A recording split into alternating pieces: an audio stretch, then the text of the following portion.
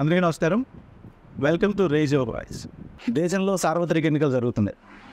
ఆంధ్రప్రదేశ్లో కూడా సార్వత్రిక ఎన్నికలు జరుగుతున్నాయి.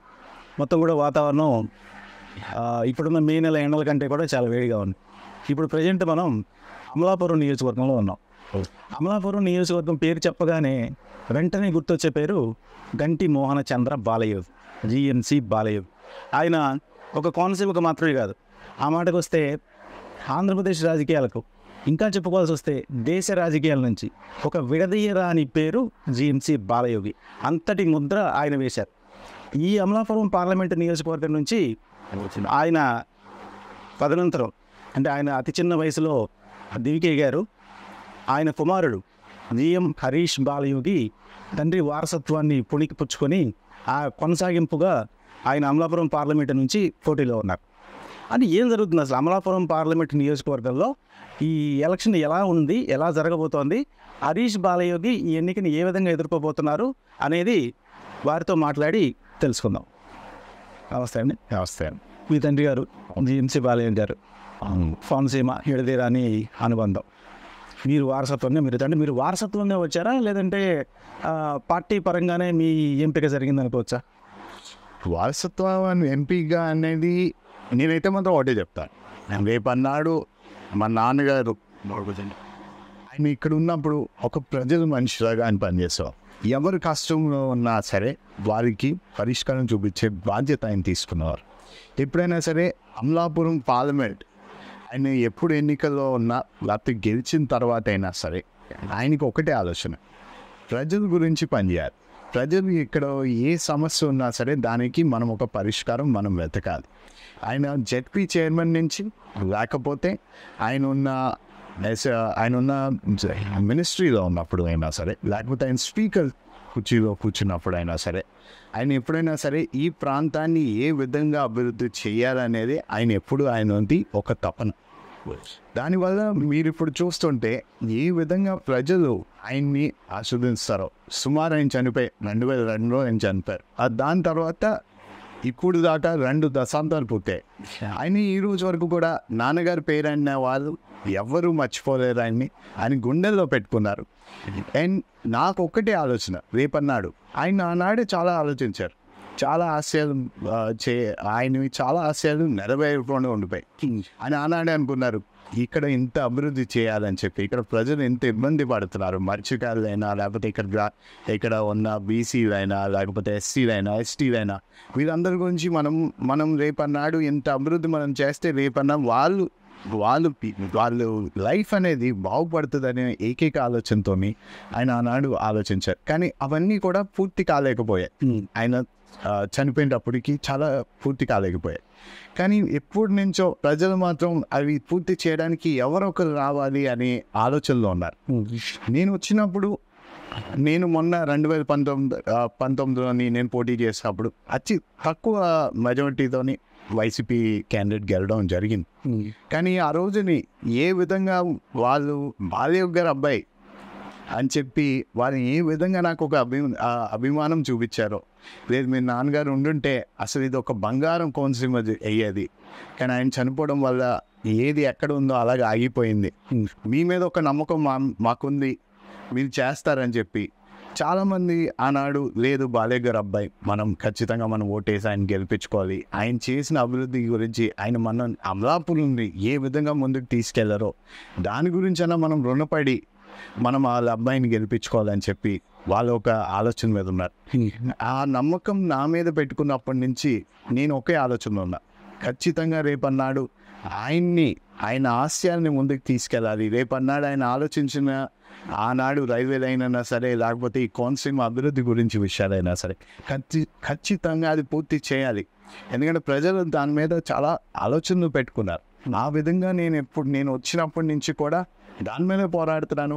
రేపన్నాడు అవన్నీ పూర్తి చేస్తానని కూడా ప్రజలు తెలియజేస్తారు. ఒకటండి, మీ నాన్నగారు చనిపోయే సమయానికి మీకు సుమారు 10 సంవత్సరాల వయసు ఉంటుంది. అంటే ఒక రకంగా చూస్తే మీరు ఒక సిల్వర్ స్పూన్ చేయండి. ఎందుకంటే ఆల్రెడీ ఆయన అప్పటికే వెల్ ఎస్టాబ్లిష్డ్ లీడర్. అంటే నేను ఆర్థిక పరంగా చెప్పట్లేదు, ఇంకా మా అభిమానం ఈ విషయాల్లో చూస్తే కనుక విపరీతమైన క్రేజ్ ఉన్న లీడర్. అక్కడి నుంచి హఠాత్తుగా ఆయన చనిపోయిన తర్వాత అంటే నాకు తెలిసినంత వరకు మీ పర్సనల్ లైఫ్ కానివ్వండి ఏదైనా కానీ ఒక్కసారిగా అప్స్ అండ్ డౌన్ అవుతాయి. అప్పుడు అసలు మీ ఫీలింగ్స్ ఏంటి? మీ మనసులో ఏమి రన్ అయ్యేది అప్పుడు? ఏంటి నాకు ఎందుకు ఇట్లా అయింది? అసలు ఆ కసి, ఆ పాపం, ఆవేదన అసలు మీరు ఎలా ఉండేది?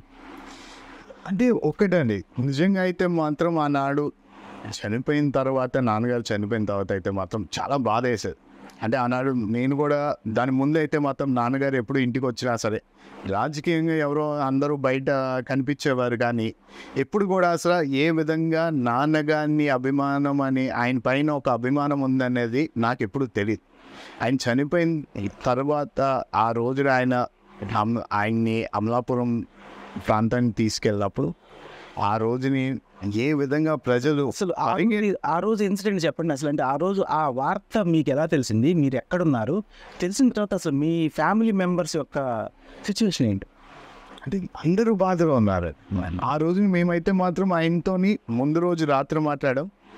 ఆయన చెప్పారు, ఇదిగో ఈరోజు మీటింగ్ లేట్ అయింది, దానివల్ల రాలేకపోతున్నాను, రేపు మార్నింగ్ మొదటి హెలికాప్టర్లోని మేము ప్రయాణం చేసి హైదరాబాద్ వస్తాను, వచ్చిన తర్వాత 12 వరకు ఉంటాను, 12 తర్వాత మేము ఢిల్లీ వెళ్ళాలి అని చెప్తే అమ్మ కూడా అదే తెలియచేసి మాకు, సరే మీరు మార్నింగ్ అందరూ రెడీగా ఉన్నారు, నాన్నగారు వస్తున్నారంటే సరే అనుకుని మేమందరం కూడా ఇంట్లోని అలాగా మేము పడుకుని మార్నింగ్ లేచేటప్పటికి అంతా గందరగోళం. ఇంట్లోని అన్ని చోట్ల నుంచి అందరూ ఇంటికి పరిగెట్టుడు వస్తారు, రూమ్స్లోకి అందరూ వచ్చేస్తారు.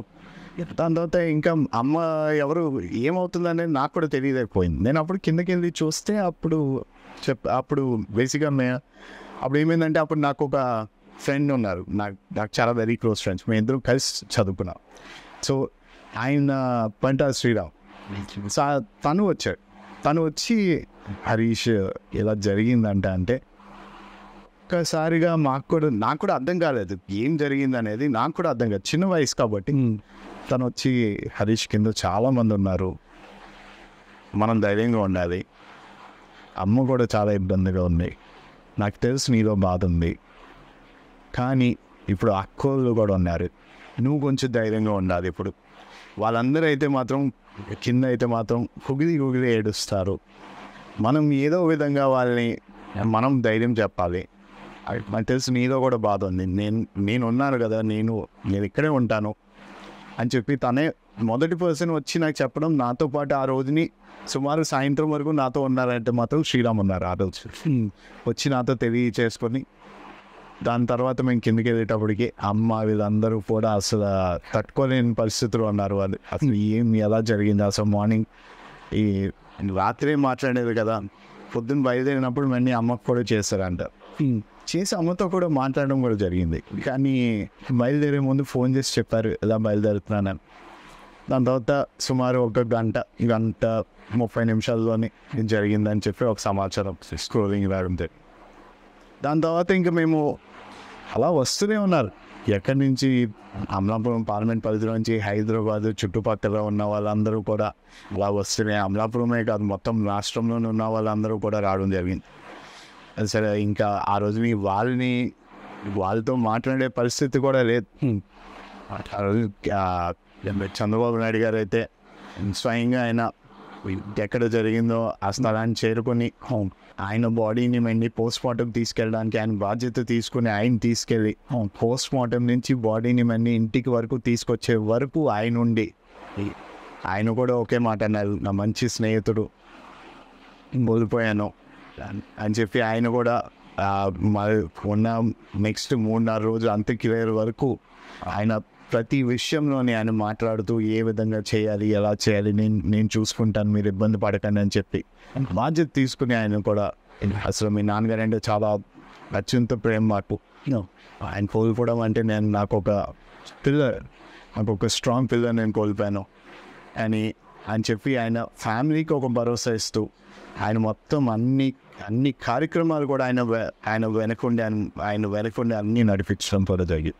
ఆ తర్వాత అంటే ఆయన అసలు ఒక విషాదకర సంఘటన తర్వాత ఇంకొంత ధైర్యం కూడగట్టుకున్నారు, అంత ఏదో మీకు వెనక నుంచి ఒక సపోర్టు, అంటే నాకు తెలిసి ఆ సపోర్ట్ మొత్తం కూడా ఈ తల్లి గారి, అంతకుమించి వేరే వాళ్ళు ఉన్నారని నేను అనుకోను. ఎందుకంటే నాకు తెలిసినంత వరకు కూడా బాలయ్య గారి మరణానంతరం ఆయన్ని ఉపయోగించుకొని లేదంటే ఆయన ద్వారా లబ్ధి పొంది లాభాలు పొందిన వాళ్ళు ఎవరో కూడా మీ కుటుంబం చుట్టుపక్కలకి వచ్చిన దాఖలాలు ఉన్నట్టుగా నేనైతే అనుకోను.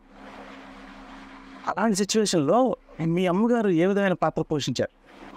అమ్మగారు అయితే ఒకే నిర్ణయం మీద ఉన్నారు. ఆవిడైతే ఎట్టి పరిస్థితుల్లో నా పిల్లల భవిష్యత్తు గురించి నేను పనిచేయాలి. ఆనాడు నాన్నగారు ఒక పొలిటీషియన్గా ఉన్నప్పుడు ఆయన ప్రజల పక్షాన ఆయన పనిచేసుకుంటూ ఆయన వెళ్ళేవారు. కానీ పిల్లల్ని చూసుకునే బాధ్యత మాత్రం కేవలం అమ్మగారికి ఒక బాధ్యతగా ఇచ్చారు.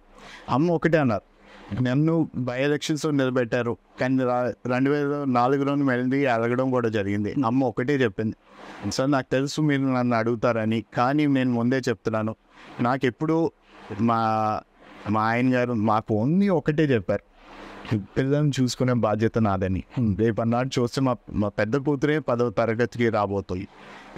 వీళ్ళందరూ చదువుకి నేను నేను వీళ్ళ పక్కన ఉంటేనే రేపు అన్నాడు వీళ్ళ భవిష్యత్తు బాగుంటుంది. ఈ విధంగా నేనైతే ఎన్నికల్లోని కొనసాగలేను, మీరు తప్పుగా భావించకండి అని చెప్పి ఆవిడ తెలియచేయడం జరిగింది. తెలియచేసిన తర్వాత వెంటనే ఆవిడ మా వెంటే ఉంటూ మా చదువు గురించి ఆవిడ ఎప్పుడు రోజన్నా రాత్రన్నా పగలన్నా ఆవిడ ఆలోచిస్తూ ఏ విధంగా మనం ఏం చేస్తే బాగుంటుంది, రేపు మీరు డిగ్రీ ఏం చేస్తే బాగుంటుంది, లేకపోతే మీరు పై చదువు ఎక్కడికి వెళ్తే బాగుంటుంది, ఈ బాధ్యత తీసుకుని మమ్మల్ని ఎదిగేలాగా మమ్మల్ని ఒక పై స్థాయికి వాళ్ళకు వెళ్ళేలాగా ఆవిడ బాధ్యత తీసుకున్నారు. అప్పుడు అంటే ఆ సమయంలో మీరు చిన్నపిల్లలు, నాన్నగారు చనిపోయారు, తర్వాత అమ్మగారు పూర్తిగా మీకోసం ఆవిడన్నీ త్యాగం చేసి అన్నారు.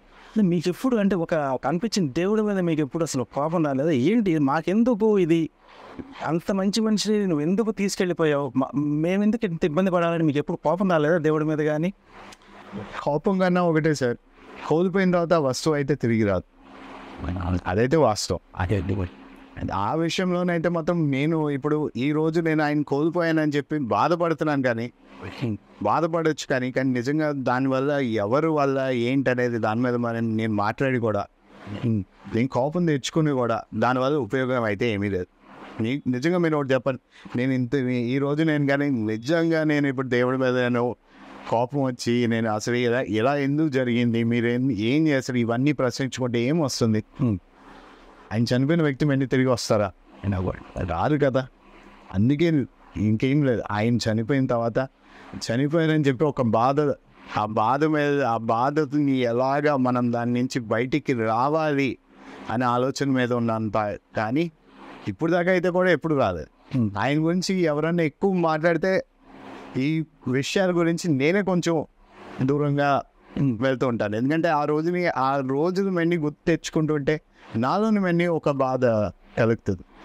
అనేది గుర్తు తెచ్చుకోకుండా చాలా వరకు దాన్ని అలా పక్కన పెడుతూ ఉంటా. ఎందుకంటే నా మీద ఒక బాధ్యత ఉంది, లేకపోతే అమ్మని చూసుకోవాలి, లేకపోతే మా అక్కలను చూసుకోవాలి. నేను ఇప్పుడు వాళ్ళ గురించి పనిచేయాలని చెప్పాను కదా. ఇప్పుడు ఏంటంటే మా నాన్నగారు ఒకటే అంటారు, రేపన్నాడు ఆయన లేనప్పుడు ఒక అబ్బాయిగా నీకు ఒక బాధ్యత ఉంటుంది, ఇంట్లో ఉన్న ఆడపడుచులు అందరినీ చూసుకునే బాధ్యత నీ పైన ఉంటుంది. అది నాకు ఆనాడే ఒకరు తెలియజేస్తారు.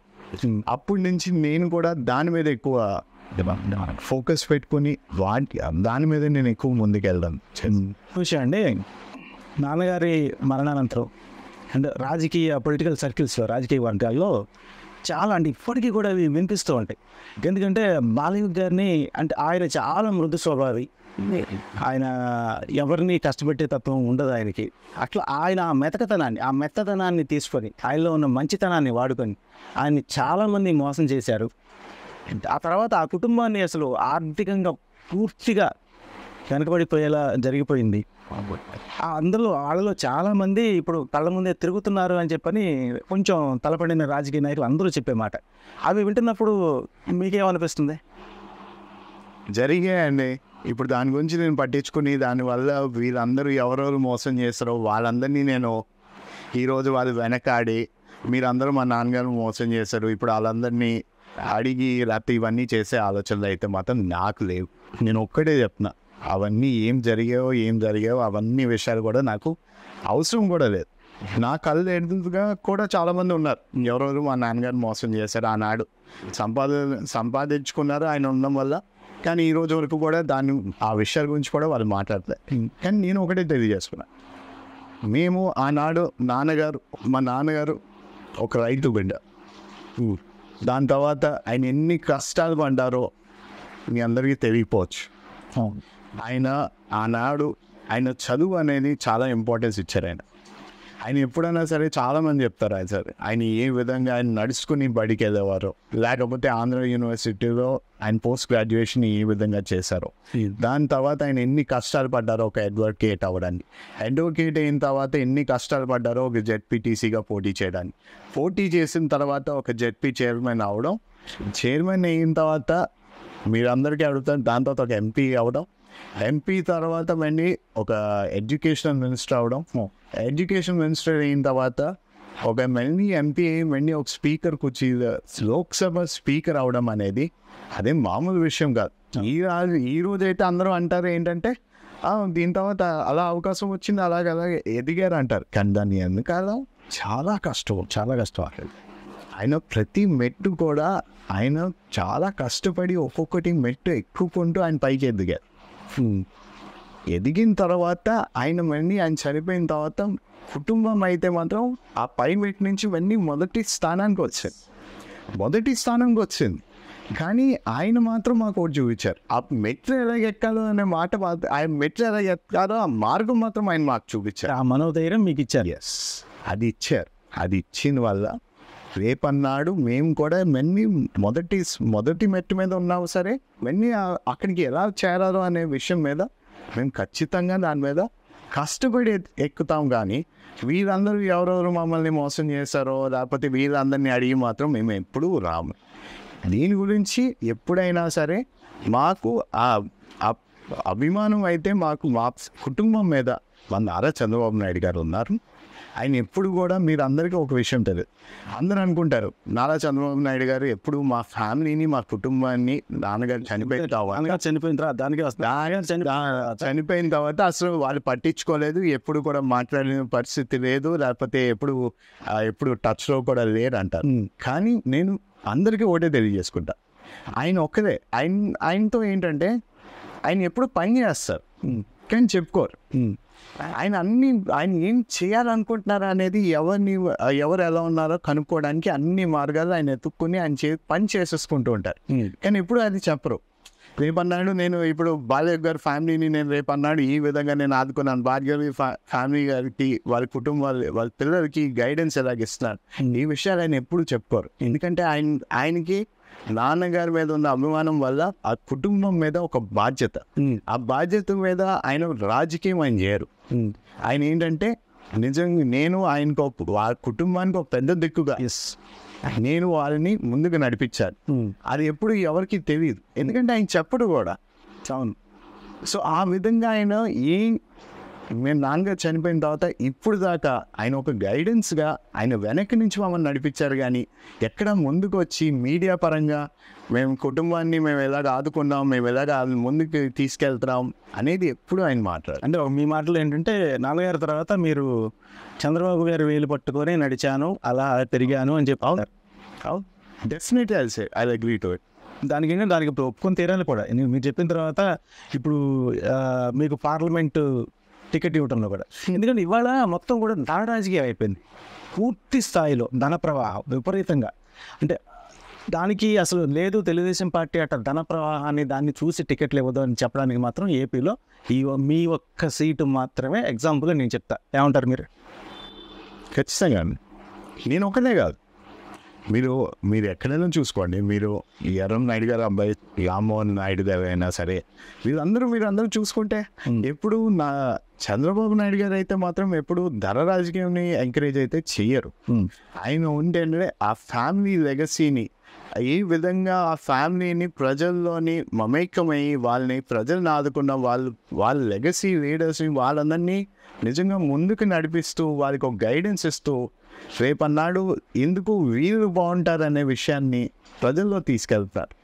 ఎందుకంటే రేపు ఈరోజు మీరు చూస్తే రేపు జరగబోయే 2024 ఎన్నికల్లో చాలా వరకు 40-50% యువత ఉన్నారు. కొత్త తరం నాయకుల్ని చంద్రబాబు నాయుడు గారు తీసుకురావడం జరిగింది. అంటే ఇప్పుడు ఈ కొత్త తరం నాయకుల్లోనే మీరు ఇప్పుడు మీ అందరికీ అఫిడవిట్స్ ఇవన్నీ కూడా ఉంటాయి, మీరు చూడొచ్చు. మీరు చూస్తుంటే అన్ని అఫిడవిట్స్ అని ఎవరు కూడా అంత ఈశ్వర్లేం కాదు. కోటీశ్వరులు అయితే కాదు, కానీ ఏంటంటే వీళ్ళలోని ఒక ప్యాషన్ ఉంది రేపన్నాడు రాష్ట్రాన్ని బాగు చేయాలని చెప్పి. ఇది నారా చంద్రబాబు నాయుడు గారు గమనించి వీళ్ళందరినీ గుర్తించి రేపన్నాడు మీరు యాక్చువల్గా రేపన్నాడు మీకు అవకాశం వచ్చి మీరు గెలిస్తే ఖచ్చితంగా మీరందరూ లెగసీ నాయకులు. ఇప్పుడు లైక్ మా నాన్నగారు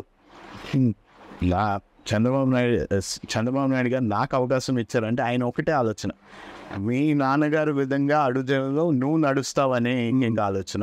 రేపన్నాడు ప్రజలు కూడా నిన్ను గుర్తిస్తున్నారంటే ఆయన వల్ల, ఆయన ఏ విధంగా పరిపాలించారో దానికి నువ్వు కట్టుబడి ఉండాలి. రేపన్నాడు ఆయన ఏ విధంగా మనం ఆయన అనుకున్న ఆశయాల్ని మనం పూర్తి చేసేలాగా నువ్వు ముందుకు వెళ్ళాలి. అలాగే నిన్ను ఒక్కటే కోరేది ఏంటంటే రేపన్నాడు ఆయన పేరుని నువ్వు అలాగా నిలబెట్టాలి తప్పించి ఎక్కడ కూడా ఆయన పేరుకి మళ్ళీ మచ్చరా అనుకోకుండా జాగ్రత్త నువ్వు తీసుకోవాలి. సో ఈ విషయాలన్నీ ఎప్పుడు మీడియా పరంగా రావు. ఇదే ఇప్పుడు మీరు ఈ మొత్తాన్ని మీరు చూస్తే 30-40% యూత్ టికెట్స్ ఉన్నాయంటారు. ఈ మొత్తం యూత్ని ఎంకరేజ్ చేయడంలో చంద్రబాబు గారితో పాటు అన్నయ్య అని చెప్పనే లోకేష్ ఖచ్చితంగా. అంటే అసలు ఏంటి ఎట్లా ఇవన్న మీ అందరికీ ఎంకరేజ్మెంట్ ఎలా ఉంటుంది లోకేష్ దగ్గర నుంచి? ఈ ట్రీట్స్ దగ్గర మమ్మల్ని అందరినీ కూడా ఒక తమ్ముడు, ఇంట్లో తమ్ముడులాగా, ఆయన సొంత తమ్ముడులాగా చూసుకుంటాడు 100%. ఆయన ఎప్పుడు కూడా మాతోనే ఒక సరదాగా మాతో ఉంటూ మమ్మల్ని ఎప్పుడు మేము ఏమైనా చేయబోతున్నామంటే కూడా అన్న మాకు ఇలాగ ఆలోచిస్తున్నాం, లేకపోతే ఇలా మేము ముందుకు వెళ్ళాలనుకుంటున్నాం, ఈ విధంగా మేము రేపన్నాడు మాట్లాడాలనుకుంటున్నాం, ఇవన్నిటికీ కూడా ఆయన ఎప్పుడైనా సరే ఏ టైంలో మేము మెసేజ్ పెట్టండి ఆయన రెస్పాండ్ అవుతాడు. అంటే ఆయన మీకు మాత్రం అవుతాడా? అందరికీ అవుతారు. అండ్ ఆ టైంలోని కూడా ఆయన డిస్టర్బ్ చేస్తున్నాడని బాధపడు. రేపన్నాడు ఆయన ఆలోచన ఏంటంటే మనందరూ కలిసి వెళ్ళాలి. రేపన్నాడు రాష్ట్రం బాగు చేసుకోవాలి అన్నా సరే, రేపన్నాడు ప్రజల్ని మనకు ఒక భవిష్యత్తు కల్పించాలన్నా సరే, మనందరం కలిసి ఒకే మాట మీద మనం నడవాలి అనే విధంగా నేను ఏది చేయాలనుకున్నాను, నేను ప్రతి విషయం ఆయనతో మాట్లాడతాను. అండ్ ఎప్పుడు మాట్లాడినా ఏ టైంలో నేను ఆయనకు మెసేజ్ పెట్టినా కూడా ఆయన మాకు రెస్పాండ్ అయ్యి ఒక గైడెన్స్ ఇచ్చి ఇలా చేస్తే బాగుంటుంది, ఈ విధంగా నువ్వు చేయి, లేకపోతే ఈ విధంగా. కానీ ఎప్పుడు కూడా ఆయన నాకు నేను ఒక బాలయ్య గారి అబ్బాయి కన్నా నా తమ్ముడు అనే విధంగా ఆయన మాట. ఏమని పిలుస్తారు మిమ్మల్ని లోకేష్ అన్న? నన్ను అయితే మాత్రం ఆయన అంటే సరదాగా పిలుస్తాడు. సో ఇప్పుడు ఎలాగ ఉంటుంది అంటే అన్నయ్య తమ్ముడు అనుబంధం ఎలాగ ఉంటుంది తెలుసా అండి, కొట్టుకునేలాగా ఉంటుంది. కానీ మేము ఎంత కొట్టుకున్నా సరే మేము సరదా పెట్టించడం, లేకపోతే మేము ఆయన మా మీద జోక్స్ వేయడం ఇలాగ ఉంటుంది. కానీ ఎప్పుడైనా సరే ఏ ఆపద వచ్చినా సరే ఆయనే వచ్చి మా ఎదురుగా మొదటి పర్సన్ మా ఎదురుగా వచ్చి నిలబడే వ్యక్తి ఆయన. అసలు అంటే ఆయన పాదయాత్ర దగ్గరికి వద్దాం. ఆయన పాదయాత్రలో మీరు కూడా దాదాపుగా సంవత్సరం పాటు ప్రతి నియోజకవర్గానికి మీరు అటెండ్ అయ్యారు, మొత్తం చూశారు. అంటే నేనైతే ఒకే ఒక మాట అంటే నారా నాయుడు గారి కొడుకుగా మొదలైంది కుప్పంలో పాదయాత్ర. అది వైజాగ్లో ముగిసే టైంకి నారా లోకేష్గా ముగిసింది.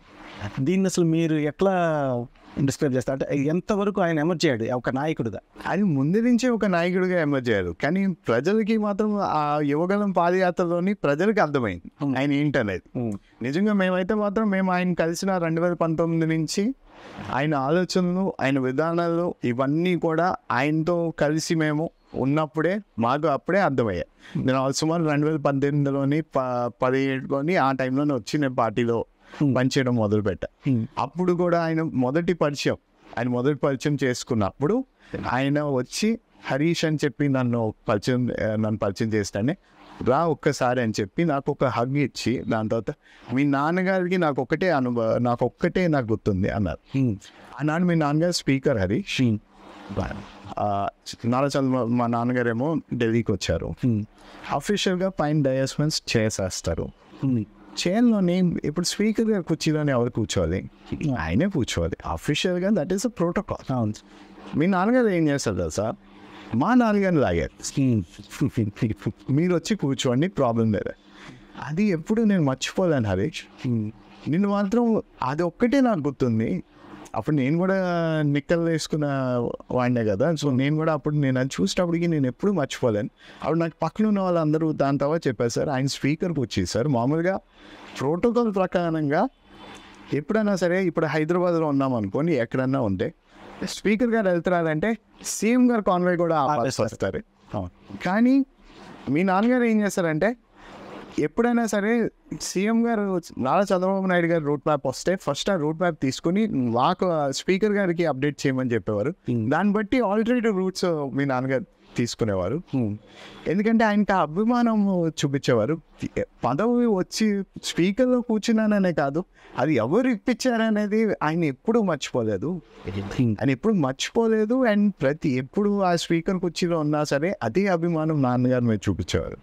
సో దానివల్ల అప్పుడే అన్నారు, నువ్వు నాకు ఒక తమ్ముడు లాంటివి కదా, నేను ఖచ్చితంగా నీకు గైడెన్స్ అన్నీ నేను నా బాధ్యత అని చెప్పి అప్పటి నుంచి కూడా ఒక తమ్ముడిలాగా ఆయన చూసుకోవడం, నన్ను ముందుకు నడిపించడం, ఎప్పుడైనా సరే ఏ విధంగా మనం చేయాలి, ఏ విధంగా మనం మాట్లాడాలి, ఇవన్నీ కూడా మనం గైడెన్స్ ఇవ్వడం. ఓన్లీ ఏంటంటే నాకు తెలిసింది ఏంటంటే ప్రజలకి మాత్రం అది అర్థం కాలే. ఆయన ఒక ఎమ్మెల్సీగా ఉండి, ఒక మినిస్ట్రీ హోదా ఉండి, ఆ టైంలో ప్రజలకి అర్థం కాలే.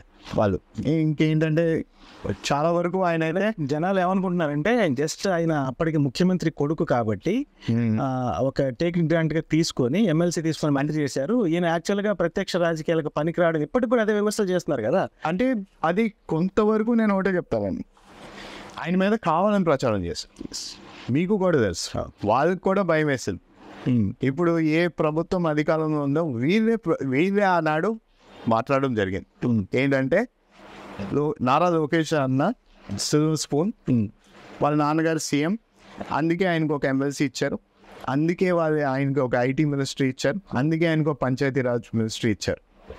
కానీ నిజంగా ఆయనకి ఆ మినిస్ట్రీలు ఇచ్చిన తర్వాత ఆయన ఈరోజు మన ప్రతి పంచాయతీలో ఉన్న సీసీ రోడ్డు కేవలం ఈరోజు అలాగుందంటే అది నారా లోకేష్ గారు స్వయం కృషి. లేకపోతే అది అసలు ఈరోజు ఏ పంచాయతీలోని కూడా మన పరిస్థితి ఇంకా బాగుండదు. అది ఈ 5 సంవత్సరాలు వీళ్ళు అధికారంకి వచ్చారు, ఎక్కడ కూడా రోడ్డు వేసే పరిస్థితి లేదు. కనీసం పంచాయతీలోనే ఆ సీసీ రోడ్లు కాపాడే ఈ 5 సంవత్సరాలు. అవి కూడా లేకపోయి ఉంటే ఈరోజు వరదల్లోనే ఎందులోనే మొత్తానికి అసలు రోడ్డు లేని పరిస్థితి అయిపోయింది మన